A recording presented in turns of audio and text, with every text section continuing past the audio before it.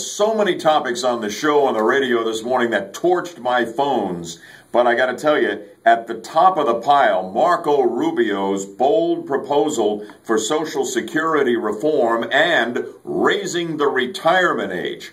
I've got to tell you, I'm absolutely convinced now that he will be running for president, and I like the idea that he's willing to talk about some controversial issues that the opposition will use to beat him up politically as the 2016 campaign unfolds. And raising the retirement age is one of them. And I'll tell you, on the radio this morning, all I had to do was look back on my first phone call on the Rubio proposal to raise the retirement age. The caller said, "I'm 54 years old. I don't want it raised. I'm sick and tired of working. What do I have to do? Work till I die?"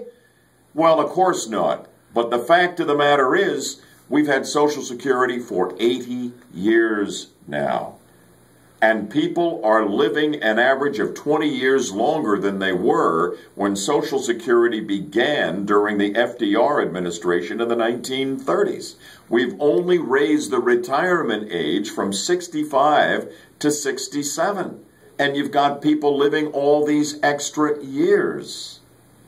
No, you don't have to work until you die, but you can't expect to stop working and then draw Social Security benefits paid for by those who are still in the workforce for the next 30 or 40 years.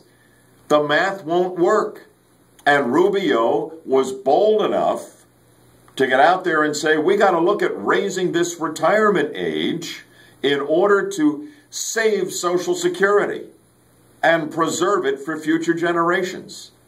And I admire him because that is a tough issue politically, particularly, I think, here in the state of Florida.